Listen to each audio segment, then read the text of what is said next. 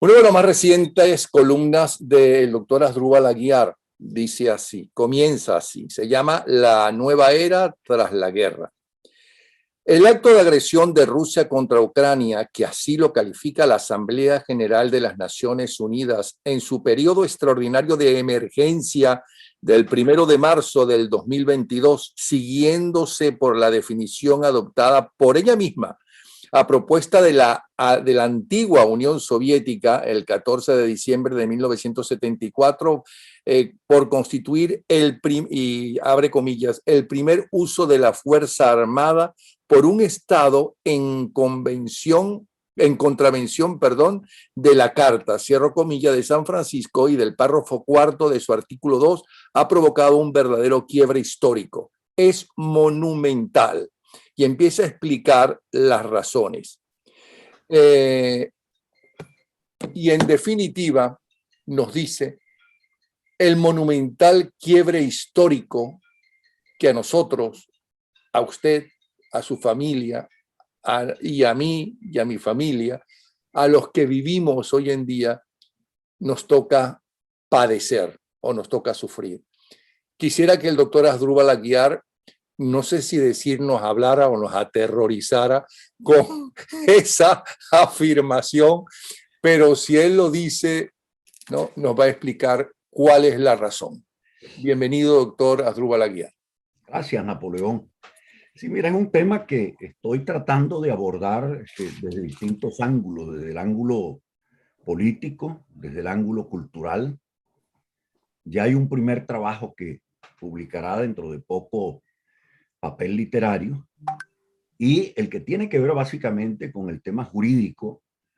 Como bien sabes, he dedicado casi 4 décadas, casi 5 décadas a la enseñanza del derecho internacional. Saldrá publicado en Venezuela dentro de poco. He tratado de ver el tema en su conjunto para no golpearme con el tema inmediato de la guerra, ¿no? Entre otras cosas porque desde Occidente siento que hay una suerte de banalización de los hechos. ¿Por qué razón? Porque la reacción inmediata es decir, bueno, Putin está allí porque es la resurrección del señor Hitler. En definitiva, Ucrania está logrando levantarse con una fortaleza que le está dejando enseñanzas al mundo.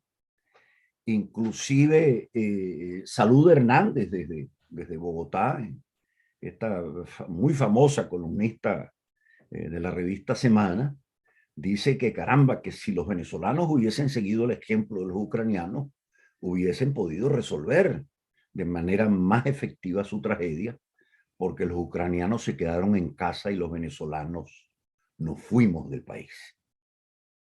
Estas son formas, y repito, aproximaciones muy banales, que se explican por una sola razón, porque vemos el tema de la guerra de Rusia contra Ucrania como si estuviésemos frente a una película hecha en Hollywood sobre la Segunda Guerra Mundial.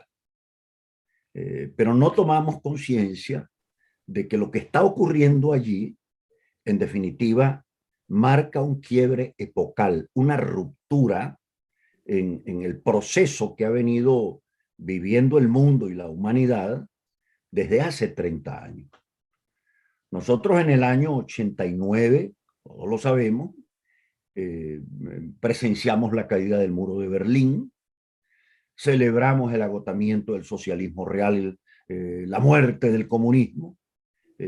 Arturo Ullar escribía en el diario ABC de Madrid en aquella época que había cambiado la historia sin una sola gota de sangre, que eso era admirable lo que estaba ocurriendo. Fukuyama habló de la muerte de las ideologías.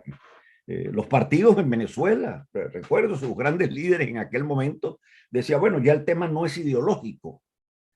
Y en definitiva, todos asumimos una posición cómoda ante una ruptura, estoy pensando en la de 1989, sin reparar en algo central. Los comunistas no se habían ido a Marte, sino que se habían quedado en la Tierra. Eran marxistas, eran marcianos, pero estaban en la Tierra. Y en segundo lugar, en ese momento ingresa la humanidad a la tercera y a la cuarta revolución industrial. pequeña cosa. Ingresamos a la edad de la inteligencia artificial, al mundo de lo digital, y resulta que ahí se opera el primer quiebre que muchos no logran percibirlo cuando en sus luchas políticas los latinoamericanos y incluso los norteamericanos, uno no los entiende qué es lo que les ocurre, porque estos movimientos disolventes que se dan, ruptura de estatuas, quema de iglesia, ruptura con la historia, no quiero tener memoria, no quiero saber de mis padres, los políticos se cambian todos los días de camisón para tratar de lograr una suerte de presencia militante instantánea. Es porque simplemente en el año 89 se inició un proceso que duraba y ha durado 30 años y que se cierra con el COVID-19. Ese proceso, ¿a qué nos llevó? Para decirlo coloquialmente y que la gente pueda entenderlo. La historia del mundo, Napoleón, se ha hecho sobre la base de dos referencias, la geografía y el tiempo. La geografía porque allí se instala la familia, se instala la plaza del pueblo, el club social, la iglesia, se generan los afectos, se van creando costumbres, se va generando cultura con el paso del tiempo.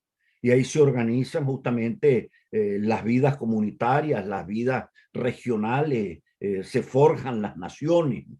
Esa relación espacio-tiempo es lo que en el colegio nos decían, ese es justamente el sentido de la velocidad. Pero es que con la deriva digital que arranca en 1989, ya no hay geografía. ¿Por qué? Porque todo se hace virtual o se vuelve virtual. Y ya no hay tiempo. ¿Por qué? Porque el tiempo desaparece frente a la instantaneidad. Entonces vivimos en una sociedad virtual en donde creamos verdades al detalle, ya no se necesita memoria, y adicionalmente, al romper con la geografía, queremos una cultura instantánea en donde todo cambia a cada minuto y a cada segundo. No hay realidades fijas. Pues bien, debo decirles que llegado 1989, pasado al 99, al 2009 y al 2019, cuando ocurre el COVID, yo pensaba que el COVID en cierta forma tendría un efecto sobre la conciencia humana global importante. ¿Por qué? Porque ante la realidad de la muerte, recordemos que fueron 6 millones de muertos como consecuencia del COVID. Eso es equivalente a los muertos del Holocausto. Y esos 6 millones, en cierta forma, tendrían que haber movido la fibra de la humanidad, pienso yo, como ocurrió en el año de 1945. Hasta el año 45, todos los estados, todos los gobiernos, todos los poderes se rindieron ante la realidad del Holocausto. Decían, esto es ya insuperable, insufrible, hay que ponerle límites al poder y al poder político y al poder de los estados. Y ese límite es uno solo: el respeto a la dignidad inmanente de la persona humana, algo que no puede violar nadie por mucho poder que tenga. Yo sentía que en medio de esta francachela que hemos vivido en los últimos 30 años, de disolución de catedrales, de partidos al de tal, de organizaciones sociales en donde cada quien se las da de acuerdo con las circunstancias y cambia de un día de identidad para sentirse parte de la generación X, ya no son hombres, ya no son mujeres, al día siguiente, bueno, se consideran que pueden ser una suerte de especies transterrenales. Todo eso ha venido ocurriendo. Yo decía, quizás la pandemia nos ayude a reflexionar sobre lo central, que en medio de toda esta diferenciación LGBT, afrodescendiente, cada quien montándose sus identidades de circunstancias, todos nos reconociésemos en lo central, el principio de la dignidad inmanente de la persona humana. Resulta ser que pasa la pandemia y nos agarra ahora el fenómeno y el flagelo de la guerra, con una particularidad que desde Occidente no la hemos apreciado. En días previos al inicio de la guerra, el señor Putin y el señor Jinping firman un documento en Beijing como consecuencia y en el contexto de los Juegos Olímpicos de Invierno. Ese documento que yo le pedí a la gente que esté allí escuchándonos, búsquense la Declaración Conjunta de Beijing y se la lean. Esa es la Carta del Atlántico previa al nacimiento de Naciones Unidas del año 45. ¿Y qué dicen estos señores allí? Primero, que ellos, a diferencia de nosotros, tienen civilizaciones milenarias estables. Vale decir, el mundo occidental de tradición judeocristiana y grecolatina, que derrumba no solo las iglesias, sino hasta las estatuas de Colón, porque se siente avergonzado Occidente de ser lo que es. Ellos, por el contrario, dicen, nosotros representamos civilizaciones milenarias, de consiguiente, la conducción de la nueva era, así la llaman, le corresponde a China y a Rusia. Eso está allí. ¿Qué plantean adicionalmente? Bueno, ya lo que queda en Occidente es algo minúsculo. Entonces, el mundo de la economía, el mundo de la tecnología, tiene que desarrollarse a través del Pacífico, o sea, un viaje distinto al que hizo Cristóbal Colón, que pretendió salir de Puerto de Palos para alcanzar a Zipango, que era Japón, porque se imaginaba que no existían las Américas. Y resulta que llega a las Américas y fortalece allí la civilización atlántica, que es una mixtura entre el norte y el sur. Pensemos Gran Bretaña y en el extremo sur el África y de este lado nosotros. Allí se cocina esa civilización judeocristiana grecolatina que ya viene de varios milenios atrás.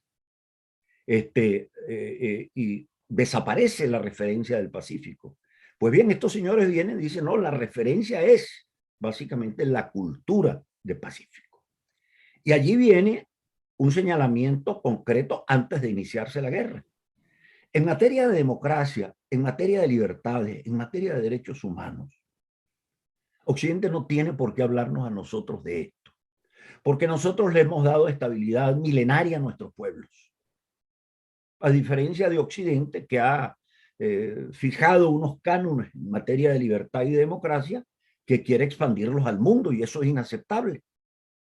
Por consiguiente, el tema de la democracia, el tema de la libertad, el tema de los derechos humanos, eso es algo que aquí sí se permite que se organice al detalle. Cada nación, cada gobierno, cada sociedad, de acuerdo con sus condiciones históricas, dice si tiene libertad o si considera que una cosa es o no es derecho humano. Vale decir, no hay un universal en materia de dignidad. Esto es un quiebre total para el caso nuestro. Pero resulta que ellos, acto seguido, semanas inmediatas después, inician la guerra. Guerra que estaba anunciada en ese documento, porque allí habla Rusia de la reconstitución de los espacios políticos, lo dicen expresamente, que ellos habían alcanzado con la Segunda Guerra Mundial. Y China habla de una sola China. Cuando desde Occidente los medios de comunicación y los comentaristas dicen, bueno, China como que no tiene nada que ver con esto, porque menos mal que China no se va a comprometer con los crímenes de lesa humanidad de los rusos, porque quedará muy mal parada ante la historia de la humanidad y a lo mejor ella emerge como potencia y deja atrás a Rusia. Es probable que los chinos hagan ese tipo de manejo para decirle a los rusos, sí, ustedes están conmigo, pero están detrás de mí. Pero lo cierto es que allí ha habido una suerte de pacto de acuerdo para el nuevo orden global que arranca en el año 19, para ponerle una fecha, a pesar de que el documento es de febrero de este año, y que duraría otras 2 generaciones, al 29, al 39, hasta el año 2049. ¿Cómo reacciona Occidente frente a esto? Es la gran pregunta. Porque en definitiva, y voy a un ejemplo concreto, que nos toca muy de cerca a los venezolanos. La guerra está obligando ciertamente a algunas naciones de Occidente a decir, bueno, creo que lo central es tratar de neutralizar a Venezuela. ¿Por qué? Porque Venezuela, y esto debo decirlo con cierta propiedad, porque estudié el tema y está en uno de mis textos, en el año 2004, noviembre, Hugo Chávez, cuando supera, mediante una concesión que le hacen Estados Unidos, el referendo revocatorio, él anuncia la nueva etapa, el nuevo mapa estratégico de la Revolución Bolivariana. El que busque ese documento se dará cuenta de que él apunta directamente a una relación triangular que debe construirse desde aquella época y, en la cual y de la cual hará parte Venezuela, y para la cual Venezuela pone a su servicio su industria petrolera y su riqueza, que era la triangulación rusa, china e iraní. O casualidad, en enero de este año, antes de iniciarse la guerra y antes de la firma de este documento, esa triple alianza resucita y en el Océano Índico realizan varias operaciones conjuntas de carácter naval. Y yo digo, y es que desde Occidente esas cosas no se ven ni se aprecian. Pues bien, hay que neutralizar al gobierno de Venezuela. ¿Cómo no? ¿Por qué? Por el tema de la guerra. ¿Cómo no? Pero neutralizar a Venezuela por el tema de la guerra deja una gran interrogante. ¿Cuál es? Bueno, simplemente habrá que aceptar a Maduro con su modalidad particular de democracia y su concepción particular que tiene en materia de derechos humanos. Y ahí es donde yo me hago la gran pregunta y la que tienen que hacerse los venezolanos. Está bien, se neutraliza Nicolás Maduro en su relación con Rusia. Supongamos que inclusive el señor Putin retire su ejército de Ucrania y se piensa desde Occidente, perdió la guerra el señor Putin. La pregunta, ¿perdió la guerra por retirar el ejército o ganó la guerra Rusia y China, que han definido un nuevo credo para el orden global? ¿Cuál es? Miren, en materia de democracia, de libertad, de derechos humanos, esas son exquisiteces que tienen que ser resueltas localmente, dentro de cada familia, dentro de cada comunidad, y en ese escenario no tiene por qué participar el mundo. Resulta ser que en Napoleón nosotros hemos hecho parte de una experiencia internacional que nace en el año 45 de tesitura judeo-cristiana que tenía esa máxima. Hay soberanía de Estado, hay independencia de Estado, pero el poder de los Estados no puede llegar hasta el punto en donde se violen sistemáticamente los derechos humanos. ¿Por qué? Porque el estándar de derechos humanos es universal y no particular. Y esto es tan grave para que los venezolanos entendamos que no es que esto es ajeno a nosotros, que cuando se elaboran los informes independientes sobre las violaciones de derechos humanos en Venezuela, sobre crímenes de lesa humanidad, el tema llega al Consejo de Derechos Humanos de Naciones Unidas. ¿Y qué hacen allí? Carpetean esos documentos y dicen, bueno, mire, el destino de estos papeles debe ser la Asamblea General de Naciones Unidas. ¿Qué es la Asamblea General de Naciones Unidas? Un órgano político. Y en ese órgano político de los 190 estados miembros, estados parte de la Carta de San Francisco, ¿acaso tendremos 21 democracias plenas que entiendan sobre estos temas? No por azar, te comentaba yo al principio, Napoleón, la medida no las ofrece la misma guerra de Rusia contra Ucrania. Eso va a Naciones Unidas cuando ocurre el acto de agresión, y aquí esto también revela la tragedia de Naciones Unidas. El embajador ucraniano, cuando invita al Consejo de Seguridad a que se pronuncie sobre el tema, apenas estalla esta última etapa de la guerra, le entrega al Consejo de Seguridad una carta para pedirle que se reúna. Oh, sorpresa, cuando yo busco la carta para leerla, que creo que se refiere a esto que acaba de ocurrir, el anuncio de la guerra convencional, porque es una guerra de tanques, parece la Segunda Gran Guerra Mundial, en tiempo digital del señor Putin contra Ucrania. No, la carta era y tenía firma del año 2014. porque el embajador ucraniano se había dirigido en el 2014 al Consejo de Seguridad para que asumiese con premura y con rapidez el tema de las agresiones de Rusia contra Ucrania. Ya Rusia en el año 14 había tomado a Crimea y a la ciudad de Sebastopol. Ya había invadido a Ucrania. Y el mundo se mantuvo en silencio absoluto.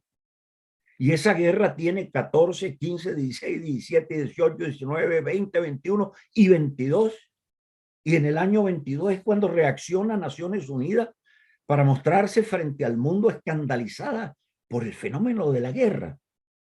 Bueno, cuando esto pasa a la Asamblea General, obviamente la Asamblea General, ¿qué dice? Sí, efectivamente, los rusos incurrieron en un acto de agresión, vale decir, en un acto de guerra. Y eso se aprueba por 141 estados frente a los 192 estados parte. ¿Qué pasó al final? Bueno, está bien, condenada Rusia, pero Rusia sigue la guerra y entra en la parte más delicada, la ejecución de crímenes de guerra y de lesa humanidad. El tema del genocidio se está debatiendo ahorita en la Corte Internacional de La Haya. Pero entonces algunos estados de Occidente dicen, bueno, vamos al Consejo de Derechos Humanos perdón, a la Asamblea General para pedirle a la Asamblea General de la ONU que vote a Rusia del Consejo de Derechos Humanos. No puede estar en el Consejo de Derechos Humanos un estado violador de derechos humanos como Rusia. ¿Qué pasó en esa votación? Que estuvo a punto de perderla quienes habían impulsado esa iniciativa. Porque la relación se situó entre los que votaron en contra y los que se abstuvieron, que en definitiva están votando en contra. Una relación 80-90. Entonces aquí es donde viene la pregunta. O sea, no nos damos cuenta de esto. Y te concluyo con esto, Napoleón. El que se lea el documento de China y de Rusia, firmado en la semana previa a la guerra, encontrará allí, leyendo entre líneas, las declaraciones del Foro de San Pablo del año 90 y 91, las declaraciones del Grupo de Puebla, que se dictan por los causavientes del socialismo del siglo XXI, que ahora se llaman progresistas, y allí se refleja claramente, para sorpresa mía, el credo de Davos, del Foro Económico Mundial, que uno diría están en la acera del frente, y resulta que no. En ninguno de estos documentos se habla de democracia, ni Estado de Derecho, ni de libertades, sino que se habla exclusivamente de la gobernanza económica y de la gobernanza digital del mundo para esta nueva era. Y eso es justamente el planteamiento que hacen los chinos y los rusos. Pero nos está diciendo entonces que estamos viviendo la muerte definitiva, por lo menos por varias generaciones, tanto de la democracia como de la libertad. Mira, la democracia y la libertad como la hemos entendido, porque nosotros hemos entendido la democracia, Napoleón, y en esto, por cierto, hay que reivindicar con todas las dictaduras y dictablandas que hemos tenido nosotros en América Latina, la tradición doctrinal hispanoamericana, porque en nuestra tradición doctrinal nosotros hemos avanzado conceptualmente en materia de democracia, más que los europeos, por cierto, más que los europeos, porque nosotros pasamos de una visión democrática procedimental en donde nos bastaba simplemente lograr votar para acabar con las dictaduras militares, hasta que en el año 59, a pesar de que Venezuela vota en el año 59 y dice, finalmente logramos votar, ya venía Venezuela con la experiencia del voto universal, directo y secreto del año 47. En el año 59, Venezuela plantea en Santiago de Chile, en la reunión de la OEA, que la democracia no se puede limitar simplemente al voto, la democracia implica algo más, es realización de la dignidad de la persona humana, la posibilidad de que los seres humanos tengan proyectos de vida propios. Esa tesis es la que ilumina totalmente el desarrollo democrático en la región y en donde nosotros hablamos de libertad con igualdad Y obviamente encontramos un punto de distancia frente a quienes dentro de la izquierda ven todo dentro del ámbito colectivista o quienes dentro de esa mal llamada derecha ven todo desde el ángulo del individuo, olvidándosele justamente a quienes sostienen esas tesis con absoluta legitimidad teórica o doctrinal, lo que es central dentro de esta cultura que asume Naciones Unidas desde el año 45 y que tiene raíces profundas en la tradición judeocristiana. El ser humano es un ser uno y único. Somos uno porque tú y yo somos un número. Somos únicos porque incluso tú te ves con tus hermanos, yo me veo con mis hermanos, hijos de la misma madre, del mismo padre, y somos totalmente distintos. Vale decir, somos unos y únicos. Pero a la vez, nosotros no ejercemos nuestra vida frente a nosotros mismos, sino en relación con los otros. Entonces, la exigencia de la alteridad es esencial para el desarrollo de la dignidad de la persona humana. Esa visión es la que trasegó en 1948 a la Declaración Universal de Derechos Humanos. Recuerdo que lo que he leído, no lo recuerdo porque obviamente yo nací en el año de 1949, pero Jean Maritain, que participa en el grupo de expertos que dentro de la UNESCO trabaja el tema de la Declaración Universal, él se sorprende y dice, oye, el mundo de Oriente y el mundo de Occidente nos entendimos alrededor de una carta universal de derechos humanos. Eso sí, no me pregunten cómo nos entendimos, pero nos entendimos. Bueno, eso es lo que está muriendo en este instante. Eso es lo que está muriendo en este instante. Usted está llegando a su término, a menos que se produzca una reacción de sobrevivencia en el mundo occidental y salga de la trivialidad en que la tiene atrapada la deriva digital, porque no entendemos ni queremos entender que el instrumento digital es eso, un instrumento, pero no es una finalidad. Entonces, obviamente con el instrumento digital estamos en sociedades totalmente deconstruidas.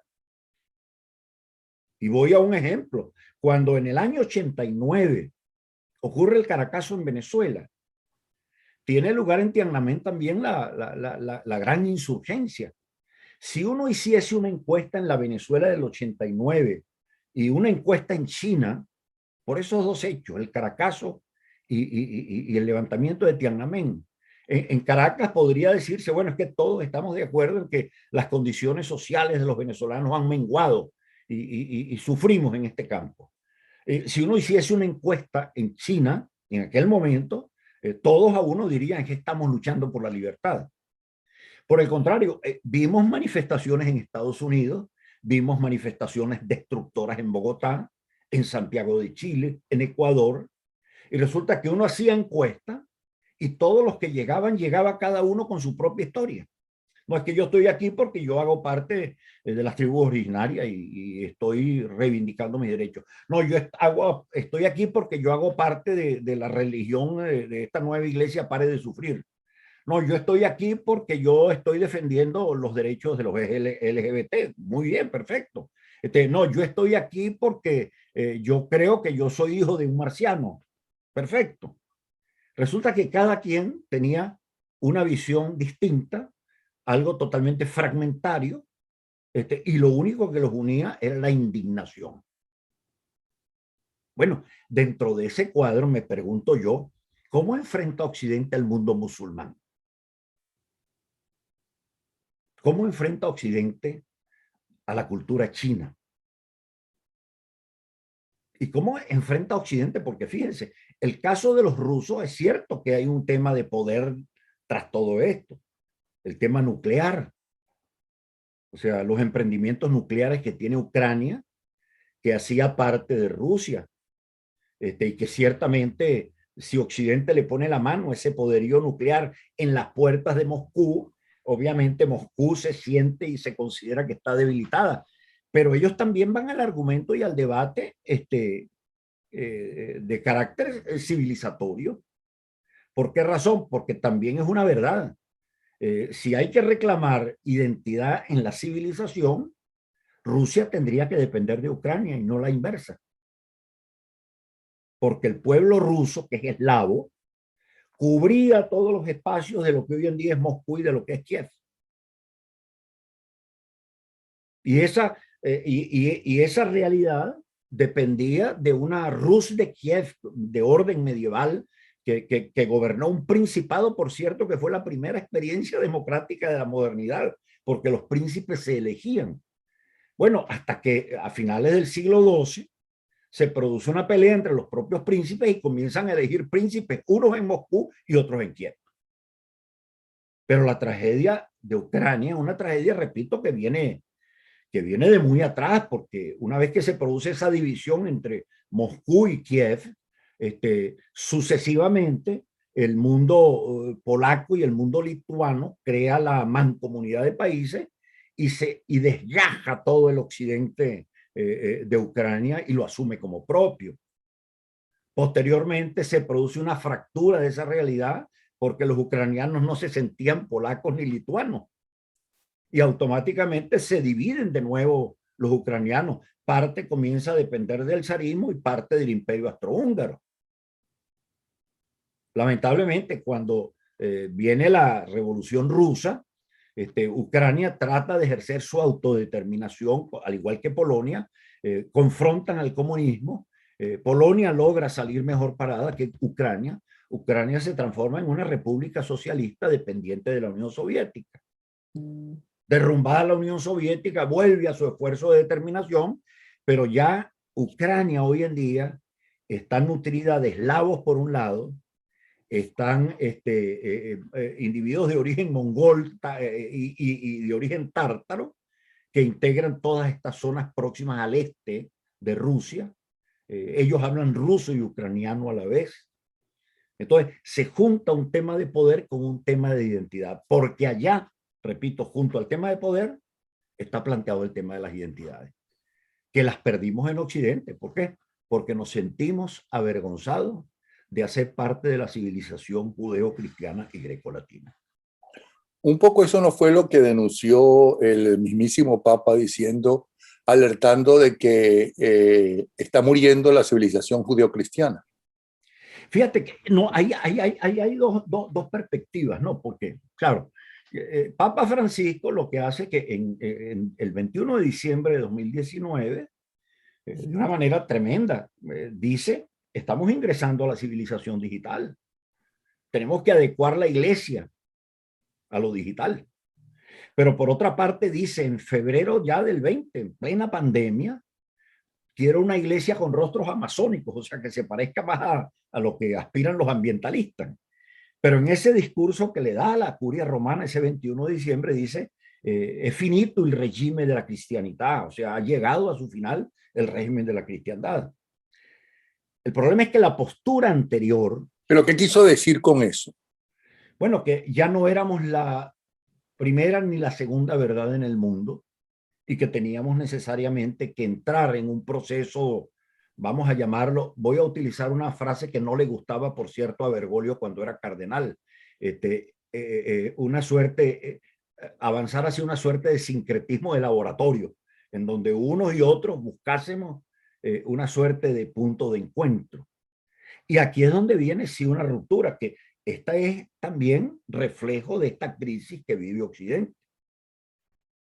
Napoleón, no por azar, el mundo musulmán cuando golpea a Occidente, lo golpea en sus símbolos económicos, derrumba las Torres Gemelas de Nueva York.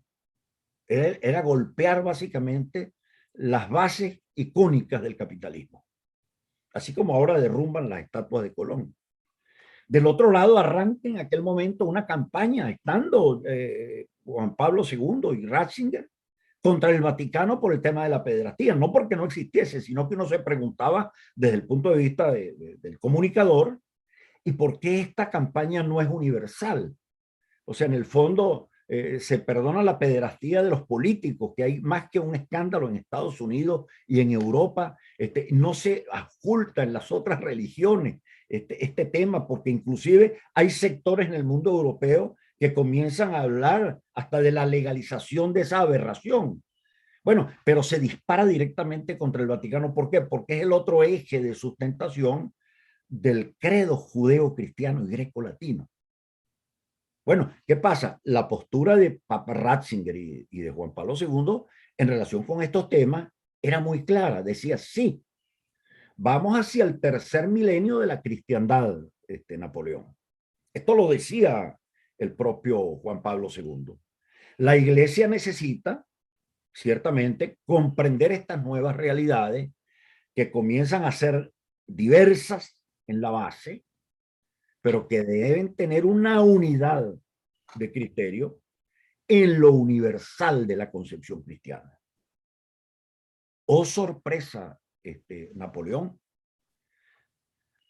Hace aproximadamente mes y medio, Papa Francisco aprueba una nueva constitución apostólica para el gobierno de la Iglesia en el mundo. ¿Y cuáles son los dos ejes? Mire, señores, el tiempo de la jerarquía se acabó, dicho esto en términos coloquiales, no lo dice así textualmente el texto, pero es la interpretación. El tiempo de la jerarquía se acabó. Ahora queremos una iglesia de pueblo en donde quienes lleven las riendas de la iglesia sean los fieles. En segundo lugar, dice él claramente, avanzamos hacia la descentralización de la iglesia. Me pregunto, es que las convicciones religiosas se pueden fragmentar y atomizar hasta el punto de que cada quien haga de su creencia religiosa algo totalmente personal e individual. Bueno, es probable que quienes crean eso hagan eso, pero los fundamentos de la civilización judeocristiana parten de una noción de universales, y por eso se Pero hablaba eso de la no es iglesia. romper con todo lo que ha sido la base de la Iglesia Católica desde sus orígenes. Claro, Y o el sea, luego poder que les dice, consiguió la Iglesia Católica, ¿no? Desde sus orígenes, no se debe a eso justamente que quieren acabar. es que por eso volvemos de nuevo. En esto está claro, yo no le puedo echar la culpa a Gramsci, pero los que se montaron sobre esta deriva de deconstruccionismo, que viene del año 89 al 19, la deconstrucción de los sólidos culturales, lo decía Bauman, la deconstrucción, el ingreso a sociedades líquidas que se mueven de un lado al otro, que son relativas, para decirlo en términos coloquiales y muy venezolanos, los que están en un partido y al día siguiente se cambian a otro y después fundan otro y el cuarto día pasan a otro, o sea, con una comodidad enorme pasan de partidos que tenían símbolos socialistas a partidos que tienen símbolos conservadores y simplemente cada quien se da como una franquicia política y se declara no miembro de una comunidad partidaria universal general, sino es como diría el maestro Jovito Villalba, mi partido y yo y mi partido. Es otra realidad. ¿Y no Entonces, será eso, en el fondo, la razón por la cual Ratzinger dejó, para mí, el más brillante de los papas que he conocido yo en vida, por lo menos, aunque no soy muy conocedor del Vaticano y del Papa, de los papas, darse cuenta de que nadie lo escuchaba, ni los italianos que usted mencionó, ni los alemanes, su gente de Alemania que lo mencionó, y que ya no había futuro para la forma de pensar que él considera debía hacerse y la forma de dirigir el mundo y la iglesia. él declara que carecía ya de fuerza por su edad, pero la claridad de pensamiento fue inmutable. Y eso lo revelan dos momentos críticos de su pontificado en relación con la política. Él va al Parlamento alemán, el país del cual él hace parte. Se retiran, por cierto, de allí los ambientalistas y los socialistas. No consideraban pertinente frente a un Estado laico la presencia del Papa en el Parlamento alemán, pero les dice, señores, a ustedes se les olvidó, o sea, desapareció de la memoria el tiempo del Holocausto y el tiempo del nacionalsocialismo y el tiempo de Hitler. Y les agrega, les dice, ¿por qué logró Alemania recuperarse tras esa tragedia monumental de efectos planetarios? Porque el pueblo alemán, decía, nunca perdió el pueblo, el sentido de la justicia y entendía que la justicia estaba por encima de las formas del derecho impuestas por el propio nacionalsocialismo. La idea de la justicia, que es básicamente el respeto a la dignidad de la persona humana, permitió a Alemania el volver a recuperarse. Ratzinger sale de allí, va al Parlamento italiano y le dice a los italianos: ustedes no defienden a la democracia, no defienden al Estado de Derecho. Ustedes se han neutralizado inclusive cuando se les habla de tradiciones judeocristianas para ser tolerantes con los que emigran, sobre todo del mundo musulmán hacia Europa, pero los que emigran no vienen declarándose tolerantes ni quitándose sus túnicas para tratar de respetar a quienes los reciben. Y dice: ustedes en el fondo, ¿qué respeto pueden tener los musulmanes por ustedes? No se dan cuenta, se lo dice a los italianos, que a ustedes no lo respetan no por ser occidentales, no por ser judeocristianos en las tradiciones, sino porque ni siquiera ustedes son capaces de defender ni hacer respetar sus propias tradiciones. Eso no es exactamente lo que usted dice que está pasando con los países de la cultura judeocristiana en las Naciones Unidas, exactamente. Bueno, es que en primer lugar hay que entender que, fíjate que este detalle, que en el mundo de la OEA, la condición de membresía es el respeto a la democracia y al mundo de los derechos humanos. Y eso obviamente ha tenido una dificultad enorme que es el balanceo de la votación latinoamericana con la votación angloparlante del Caribe. Pero en Bueno, Naciones no te Unidas... vayas tan lejos. Sí, claro. Bueno, y es que Argentina, con esta nueva pareja presidencial, o AMLO en México, respetan los derechos humanos, por ejemplo, de los venezolanos cuando apoyan abiertamente la narcodictadura venezolana. Bueno, pero es que ahí es donde está el gran ejemplo y es la pregunta que tenemos que hacernos, Napoleón, la pregunta central. ¿Qué creíamos nosotros? ¿Cuál era nuestro credo? Que la política tiene un límite ético, que hay valores éticos en la experiencia de la democracia. La experiencia no es solo voto. La experiencia de la democracia es una forma de vida, un estado del espíritu y que tiene un denominador común: el límite del respeto a la dignidad de la persona humana. Yo trato al otro como quiero que me traten a mí. Esa era la regla de oro. Esa regla se ha disuelto en América Latina con el Foro de San Pablo, con el Grupo de Puebla, con el llamado progresismo, con el llamado desencanto democrático, con el sentirnos avergonzados de nuestra historia, de nuestra memoria. Y resulta ser que frente a esa realidad, la prédica que nos está llegando de Oriente, de China y de Rusia, es esa. Mire, en materia de democracia, libertad y derechos humanos, cada quien que haga lo que le dé la gana. Eso sí, nosotros, bajo el control de la gobernanza digital, la Pero gobernanza en la nueva era. entonces Bueno, uno tiene que entender que el ser humano, la convivencia del ser humano, eso que llaman la globalización que se logró en la economía, ¿no? Es un paso hacia atrás lo que estamos viviendo. Es un retroceso, ni siquiera para para principios del siglo anterior, del siglo XX, ¿cómo se llama? Sino muy anterior. Es decir, no hay respeto por el ser humano, no hay respeto por los derechos humanos, no hay respeto por la libertad, ¿no? Sino lo que decida los dirigentes de cada país. mira, voy a hacer una confesión muy personal que obviamente no se conoce porque aun cuando está en una memoria que yo publiqué por allá en el año 98, obviamente no ha sido de comentario general ni de revisión general porque es un tema que quedó en el pasado. En el año 98, a finales del 98, Naciones Unidas me designó para presidir el comité de redacción de la Declaración Universal sobre el Derecho Humano a la Paz. Ese fue un esfuerzo en el cual, por cierto, me acompañó quien había sido canciller de Uruguay, el doctor Héctor Grovespiel. y otro conjunto de intelectuales, ¿no?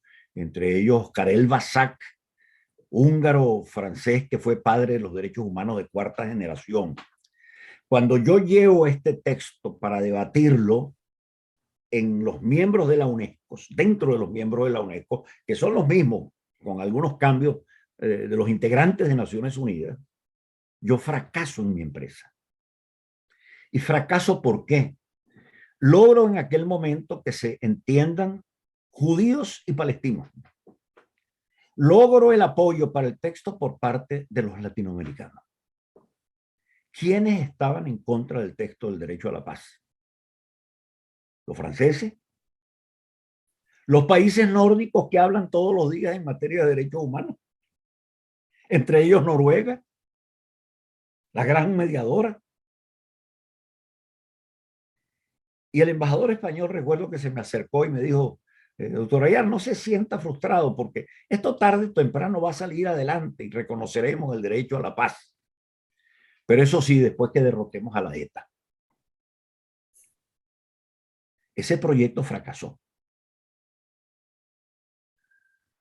Entonces, eso refleja un tanto, o sea, esta banalidad. ¿Por qué? Porque ciertamente, o sea, los fundamentos, fíjate, Huntington lo planteó desde la Academia Norteamericana, decía, caído el muro de Berlín, lo que viene es un choque de civilizaciones.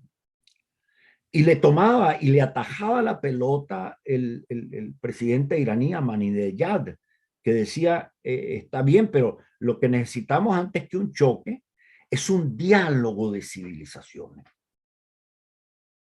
Comenzó a hablarse en aquella época del encuentro de grupos interreligiosos, la necesidad de un diálogo de civilizaciones. Naciones Unidas, con toda la pompa del mundo, monta el diálogo de civilizaciones, y en el año 2005 se atraviesa en el camino José Luis Rodríguez Zapatero, recién electo presidente del gobierno de España, sobre los actos de violencia de Atocha, y llega a Naciones Unidas y dice, no, no, no, diálogo de civilizaciones no, alianza de civilizaciones.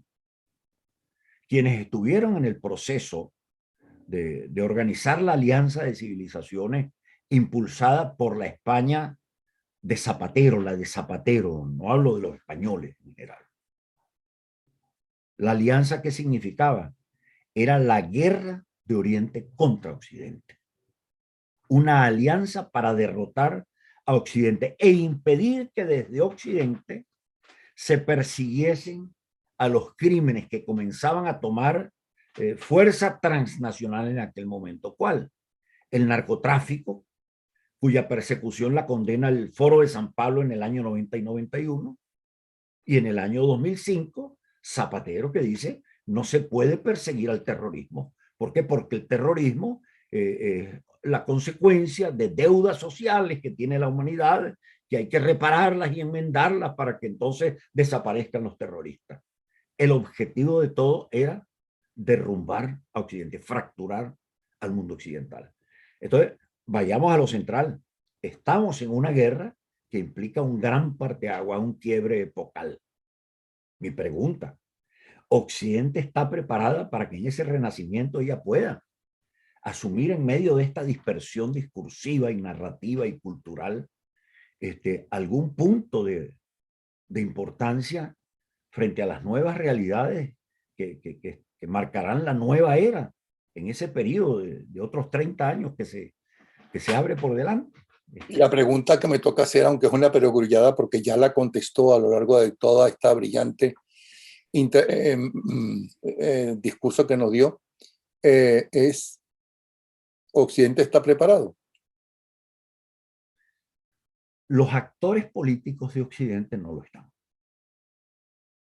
No están a la altura, porque se los ha tragado lamentablemente la deriva digital. Y vuelvo al discurso principal. Hay quienes con una gran habilidad crean narrativas, lo están haciendo los chinos, lo están haciendo los rusos, y a través de bots, de robots, expanden esto por las redes para ir mineralizando opiniones, fracturarlas cuando no les convienen a través de la fake news, creando medias verdades de manera general, pero en el occidente nosotros hemos asumido lo digital casi como la cultura. Es el objeto y la finalidad de nuestra existencia. Entonces, frente al narcisismo digital, no tenemos sino actores políticos que se levantan y se miran a diario en el celular. Entonces, en la medida en que nosotros no volteemos la mirada directamente sobre la gente, porque hay parte de ella, Napoleón, hay como una especie de fractura. Voy en dos planos. Desde el punto de vista global, como veo yo al género humano. Una parte se está dejando llevar por las autopistas de la información, con criterios logofóbicos, acríticos totalmente. Es como los estúpidos que se sentaban frente a la televisión, el homo videns, que no opinaba, sino que recibía lo que le mandaba la televisión sin ningún tipo de ejercicio analítico. Y el otro grupo, como se siente atormentado por lo que pasa en el mundo digital, que es un mundo demasiado violento en su rapidez instantáneo, regresan a las raíces primarias. Entonces se vuelven ¿qué?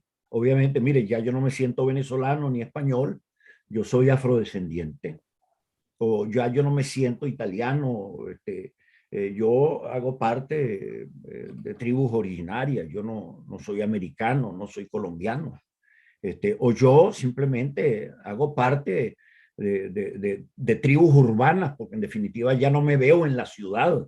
Mi ciudad se despedazó, perdió los referentes culturales e identitarios. O yo me declaro una especie nueva, transespecie, que en definitiva carece de padre, de madre y de memoria.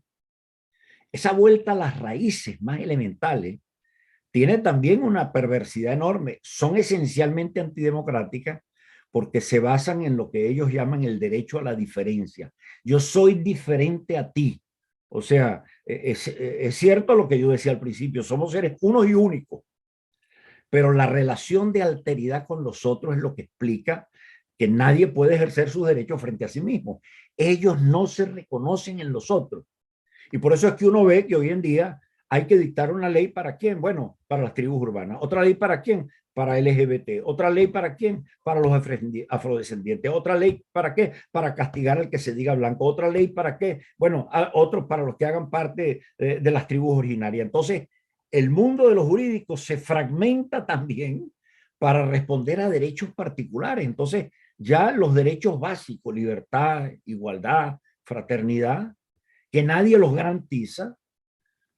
Otros creen que en medio de esa miríada de derechos, que nadie tiene capacidad para responder por ellos, ni en lo interno ni en lo internacional, con eso se dan por satisfechos. Entonces, ese es el doble fenómeno social que está ocurriendo a nivel global. Si lo vemos en términos venezolanos, fíjense las reacciones. Los que salieron a la diáspora, que en el fondo son no son asilados, y esto es bueno. Son refugiados, somos unos refugiados. Son esencialmente refugiados, porque asilados o exilados son los que por razones políticas, que son 3 o 4, la gente se va a la diáspora en manada porque las condiciones para sobrevivir son totalmente adversas. Los que están afuera, molestos con la causa que los llevó a salir afuera, están molestos también y muy irritados con aquellas personas a quienes ellos creían que podían abrirle las puertas para el regreso. Entonces, están viviendo un momento de desazón muy fuerte. Los que están adentro, que viven en diáspora, porque sufren también la ruptura de los lazos familiares, la ruptura de los lazos de localidad, la ruptura con los amigos que se tenían. Ya no se puede ir ni siquiera a enterrar a los afectos a Venezuela, frente a lo que ven como una fatalidad. O sea, bueno, ya la cultura rusa, la globalización digital, económica, lo que hay es que tratar de sobrevivir y tener por la vía más expedita las cosas esenciales para la supervivencia. Bueno, ¿el costo cuál es? Bueno, el tema de la libertad, de la democracia. Bueno, mire, renunciemos a todo eso con tal de vivir bien. ¿Y podemos vivir bien renunciando a todo eso? No, ahí es donde viene justamente Ahí es donde viene la gran tragedia. Quienes creen que al final pueden vivir bien en esas circunstancias, terminan en el fondo interiormente frustrados, enajenados. Pero esto responde, y este es el temor que yo tengo, Napoleón, porque la cultura digital, para decir que es la que se está imponiendo, o la cultura ambientalista que se está imponiendo, parte de una base de desprecio absoluto por la persona humana. En la gobernanza digital cree que nosotros somos usuarios nada más, usuarios con apetitos, o sea, hacemos parte de la civilización del tener. Y como lo que queremos es tener, ellos estimulan los apetitos con los algoritmos. Somos un número, no contamos, y por eso nos cierran Twitter o nos abren Twitter de acuerdo a la discreción del dueño o el jefe de esa organización. Y quienes creen que, bueno, déjenme mirar hacia la naturaleza y avanzar hacia el culto de esto. ¿Qué le dicen los ambientalistas? Bueno, hay que someterse a las leyes matemáticas y evolutivas de la naturaleza. Tú no eres sino un pedacito de ese cosmos, y para que tú puedas sobrevivir, tienes que mudar en parte de la naturaleza, vale decir, no ser sujeto, sino objeto de la misma naturaleza, mineralizarte con ella, con lo cual el sentido de la razón, del pensamiento, del albedrío, desaparece. Y esa es la muerte de la persona humana. Me lo decía un intelectual de izquierda, con mucho tino, que venía de la izquierda y que es autor del libro que se conoce como El hombre Twitter. Yo le preguntaba a él, le decía, César Cancino, explícame esto. Y me decía, doctor, usted por su generación es un homo sapiens. A usted le gustan los libros, le gustan los códigos, le gusta la lectura, usted lee textos de 600 páginas, racionaliza todo. Me dijo, al homo sapiens le sobrevino el homo videns, que era el hombre de la televisión, que simplemente veía lo que le daba la televisión era la realidad, no había otra. Me dijo, surgió el Homo Twitter, me dijo, del cual yo he hablado, porque es un pedazo de Homo sapiens que tiene la virtud de que lee en la computadora 2000 páginas, pero las logra reducir a 140 caracteres. Es un gran titulador de prensa. Esa capacidad intelectual es admirable. Me dijo, pero el Homo Twitter anuda lo que encuentra y lo que construye a imágenes. ¿Y qué imágenes escoge? No las imágenes actuales y contemporáneas a lo que él ve, sino cualquier imagen vieja, nueva o inventada o trucada. ¿Por qué? Porque en definitiva él está allí elaborando su propia verdad. Entonces, que no es la verdad de los otros. Dice, y yo le digo, pero esto es un problema porque perdemos la visión de lo universal.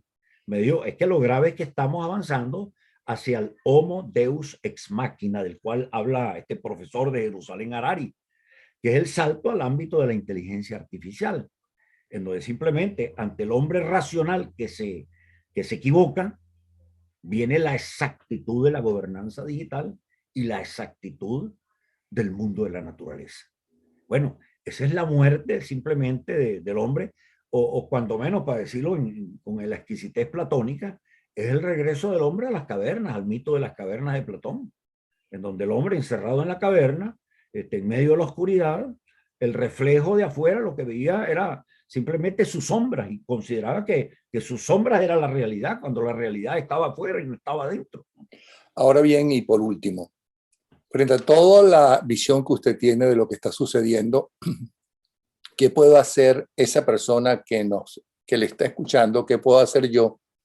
¿Y qué puede ser usted, además de dar estas charlas tan ricas, tan extraordinarias, para en lo posible tener una vida más placentera, o como lo quiera llamar, o más tranquila, sin esta angustia, sin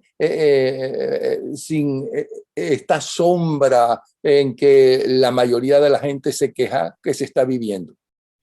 Mira, de cara a Venezuela, Napoleón, la conferencia episcopal venezolana hace aproximadamente un año tuvo un momento de maravillosa lucidez y decía, el gran desafío que tenemos los venezolanos es reconstituir a la nación. ¿Por qué decía esto? Pensaba que la ruptura de los lazos afectivos, la maceración de odios en que nos habíamos insertado, en el fondo nos separaban a unos de otros. Hay quien dijo ya recientemente de Venezuela que los de afuera no vengan a decirnos a los de adentro lo que tenemos que hacer. Esa es la fractura total de la base social, del affectio societatis. Y aquí sí cabe una enseñanza. No hay república ni hay política sin nación, a menos que se haga un ejercicio banal de poder bruto desde afuera, que solo tendrá que ser un poder dictatorial. Pero no hay república, y menos república democrática, en ausencia de nación. Mucha gente se estará preguntando, que lo está escuchando, ¿está hablando del perdón? ¿Del perdón a los asesinos y a los ladrones? No, es que es un tema totalmente distinto, es un tema totalmente distinto. Reconstituir la nación es volver a reencontrarnos nosotros en lo que nosotros somos, preguntarnos. Me pregunto yo tengo aquí, Napoleón, esta bandera de Venezuela, la de 7 estrellas, que la cargo desde mis tiempos de haber estado pasado por el ejercicio del gobierno en Venezuela. ¿Qué somos los venezolanos? ¿Somos la bandera? ¿Somos el escudo? Somos, como lo diría Herrera Luque, una suerte de hallaca que tiene condimentos africanos, guisos de origen hispano, algunos elementos que vienen del mundo árabe. ¿Somos las arepas o son los reinados? La gran pregunta, ¿qué somos los venezolanos? Porque los judíos, cuando salieron de Egipto, viajaron a la tierra prometida con el Torá a cuestas. Y yo me pregunto, ¿dónde está el Torá de los venezolanos? A nosotros que nos pero acuérdense que también salieron con el Torá a cuesta, y a medida que pasaba el tiempo y no llegaban a la tierra prometida, fueron olvidando el Torá, y por eso es que Abraham, ¿no? Claro. Tuvo que imponerle los 10 mandamientos que son fundamentales para la civilización con la cual creció la civilización judeocristiana. Exacto, sí, pero lo que te digo, pero en el fondo había una narrativa, había un decálogo. La pregunta que yo me hago, ¿dónde está el decálogo de la venezolanidad? Yo le decía ayer a compañeros, yo nunca fui militante partidario, como tú lo sabes, aun cuando hice gobierno en los gobiernos socialcristianos. Y tuve representaciones internacionales, por cierto, en el primer gobierno y en el segundo gobierno de Carlos Andrés Pérez. Pero yo le decía a quienes han sido más próximos a mí por la visión intelectual, me decían, a esta altura nuestra, ya con los desencuentros que hubieron en el mundo de los partidos, los mismos copellanos se dividieron y nosotros todavía conservamos esta relación de amistad y de afecto. Y yo le decía, porque nosotros construimos a partir en primer lugar de la amistad, pero resulta que la amistad no era suficiente.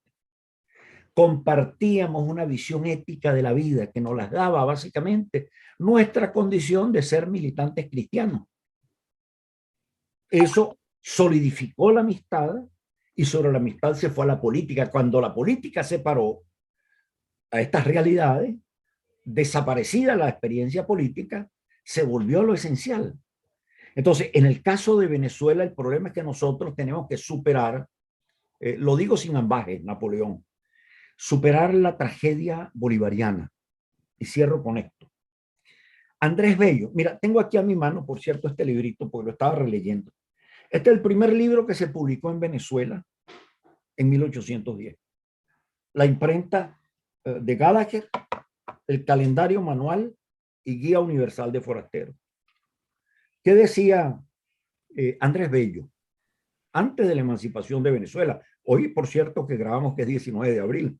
Decía, en la gobernación de Venezuela, el hallazgo del dorado es el móvil de todas las empresas, pero la causa de todos nuestros males. Y en el fondo, él agrega después más tarde, dice, ya a finales del siglo XVIII, cuando nos aproximamos al 19 de abril, él dice, entre las circunstancias favorables que están contribuyendo a darle al sistema político de Venezuela una consistencia durable debemos contar el feliz malogramiento de las minas que se descubrieron a principios de la conquista. La atención de los conquistadores debió dirigirse luego, en el caso de Venezuela, a otras ocupaciones más sólidas, más útiles, más benéficas, y a la agricultura, decía.